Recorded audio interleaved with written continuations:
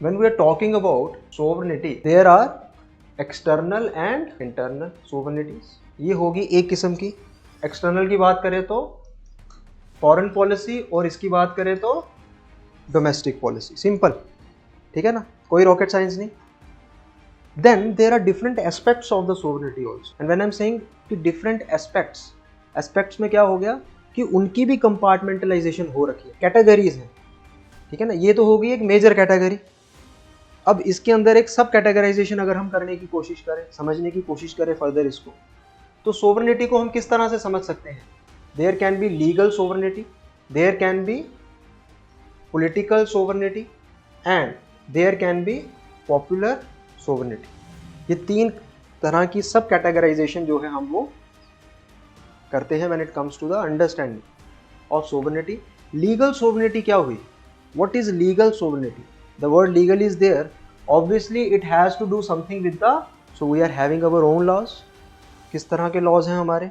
हमारा आईपीसी था, हमारा सीआरपीसी था, हमारा इंडियन एविडेंसेस एक्ट था, जो अभी रिसेंटली 2024 जुलाई में रिप्लेस हो गए बाय द भारतीय न्याय संहिता, ठीक है. इसके अलावा आपका बीएनएनएस और आपका भारतीय संक्षय अधिनियम, ये तीनों आए आपके.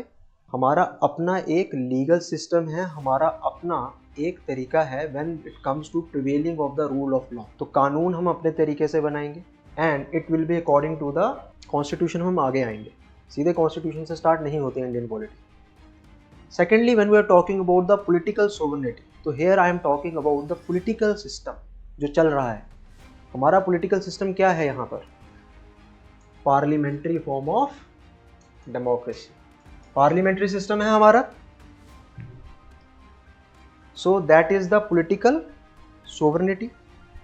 हमारा पार्लियामेंट किसी दूसरी कंट्री के, फॉरेन कंट्री के पार्लियामेंट से पूछ के फंक्शन नहीं करता है ना. We have our own rules and regulations, our own conventions according to the constitution, and there are unwritten conventions also which are not written in the constitution. There are unsaid conventions also in the parliament. हम पढ़ेंगे वो भी, वो चलते हैं आज भी, ठीक है ना. For example, talking about the president assuming, the new president, the newly elected president of India assuming the office, तो that is a fixed date of 25 जुलाई. कहीं नहीं लिखा है. पहले मई में हुआ करता था, but for a very very long time it is happening for on the date of 25 July. वो फिक्स है डेट. तो हमारे कॉन्स्टिट्यूशन में ये कहीं लिखा नहीं है. It is unwritten convention, but it is happening in our country. So not everything is happening according to the constitution because just because it should be और it must be strictly written in the constitution. ऐसा नहीं है. लेकिन अगर मैं US के president की बात करता हूँ, और if I compare the president of India with the president of the USA, functioning तो अलग है ही. They have the presidential form of system. उनका पॉलिटिकल सिस्टम क्या है? पॉलिटिकल सोवरेनिटी कैसी है? उनकी political sovereignty based on presidential form of government है, not on the parliamentary form of government और democracy. Similarly, they have the mentioned date in their constitution of 20th of January. So Donald Trump has assumed the office on the said convention or on the said date which is written in the constitution of the USA itself. That's it. वहाँ पर ऐसा नहीं है कि unwritten है, वहाँ पर written है. वहाँ पर results भी जो हैं वो proper नवंबर में ही आएंगे, which is fixed.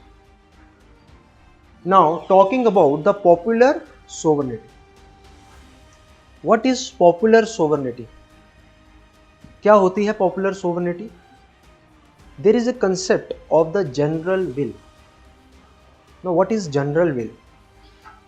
Those who belong to the optional or to the subject matter of political science, they might be aware of the name of the Jean-Jacques Rousseau. So Jean-Jacques Rousseau is very famously called as the father of the French Revolution, which happened in 1789 in the 18th century. So Jean-Jacques Rousseau has given certain kind of philosophy, and there have been the slogan in the French Revolution of equality, liberty, equality and fraternity, जो हमारे preamble में भी है. We have derived that slogan from the French Revolution. So when we are talking about those aspects, तो general will क्या होती है? General will होती है the good form of will, the right form of will और the righteous form of will, righteous form of will in the or of the people. So it is related to the will of the people. That is called as popular sovereignty. They are actually happening in our country. But when it comes to the popular sovereignty, it is a myth. It is not happening in our country. होनी चाहिए पर नहीं होती है. When we are talking about the will of the people must happen in the country. तो जनता की अदालत कभी देखी है? जनता की अदालत टीवी के अलावा? टीवी में भी जो आती है वो रजत शर्मा जी हम खुद ही चलाते हैं, जनता बस बैठती है. So when we are talking about जनता की अदालत, popular sovereignty, it doesn't happen because we can not bring a common man being seated at the adjudicature seat. अब तो और ज़्यादा डिफ़िकल्ट कर दिया. Even those who have qualified the law, they have to be 3 years of law practice. उसके बाद ही apply कर पाएंगे मुंसिफ वगैरह के एग्ज़ाम के लिए. अदरवाइज तो भूल जाओ. पहले तो था कि निकले और जज बन गए. And it was wrong, it was ethically wrong. You are not aware of the legal system actually, and suddenly there might be a couple of people जो निकलते ही बन गए होंगे. हो सकता है, क्यों नहीं हो सकता है. It was a very good decision. Ethical decision it is.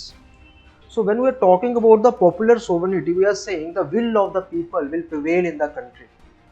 Technically it's a myth, but agar still if we want to understand it, how can we understand it through some example? किसी तरह की example हम दे सकते हैं. There can be the example of the elections. आपको election में तो कोई मजबूर नहीं कर रहा है ना कि जाओ यही बटन दबाओ, ठीक है ना. हालांकि कुछ लीडर्स ने बोला कि एक बटन क्या, कोई भी बटन दो, एक ही पार्टी को जाता है vote. But it doesn't happen like that. ठीक है, वो that is a different thing. But you have your own independent choice to cast your precious vote. There basically is being reflected as the popular sovereignty.